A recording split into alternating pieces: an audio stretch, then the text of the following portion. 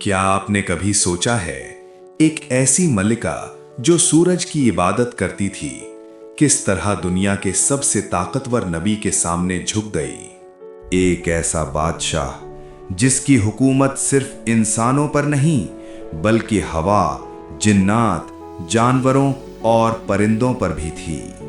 हजारों साल पहले जजीरा अरब के जुनूबी हिस्से में मौजूदा यमन के इलाके में एक अजीम सल्तनत आबाद थी, सबा। हर तरफ लहलहाती फसलें, फलों से लदे दरख्त और बेशुमार दौलत। लेकिन मुल्क सबा में एक बड़ी कमी थी, वो सूरज की इबादत करते थे। उनके बादशाह शराहील बिन मालिक के इंतकाल के बाद उनकी बेटी बल्कीस तख्त नशीन हुई। लेकिन इसी दौर में मशरिक से मगरिब तक एक और ताकत की गूंज सुनाई दे रही थी। एक ऐसा बादशाह जिसे तारीख सुलेमान बिन दाऊद अलैहिस्सलाम के नाम से जानती है, जिसकी हुकूमत सिर्फ इंसानों पर नहीं बल्कि हवा, जिन्नात, जानवरों और परिंदों पर भी थी। हजरत सुलेमान अलैहिस्सलाम की हुकूमत वसी थी। दारुल हुकूमत यरूशलेम था। अल्लाह ताला ने उन्हें अता किया था हवा पर इख्तियार, जिन्नात पर हुकूमत, जानवरों और परिंदों की जबान समझने की सलाहियत। एक दिन बादशाह का दरबार सजा हुआ था।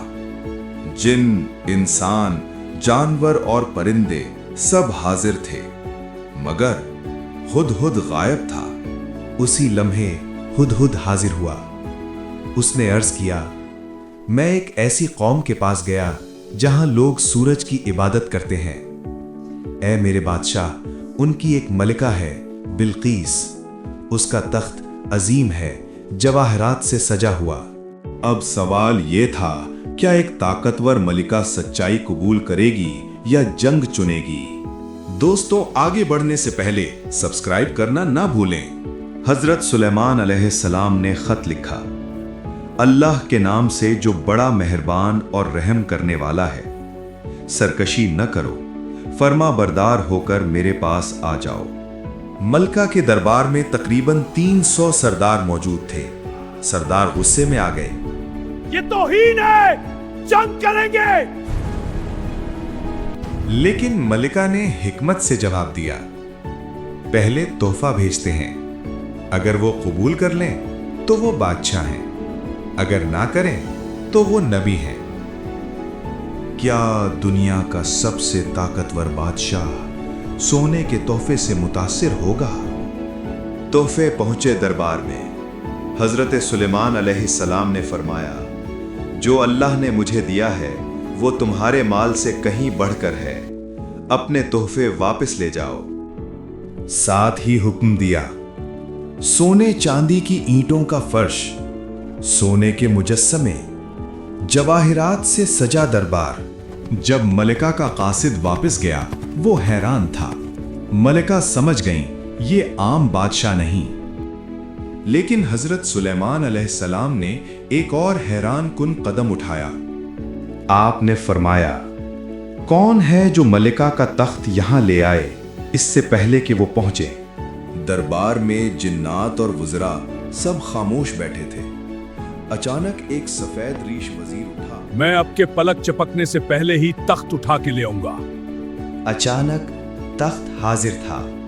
हजरत सुलेमान अलैहिस्सलाम ने फरमाया, ये मेरे रब का फजल है ताकि वो मुझे आजमाए कि मैं शुक्रगुजार हूं या नाशुक्रा।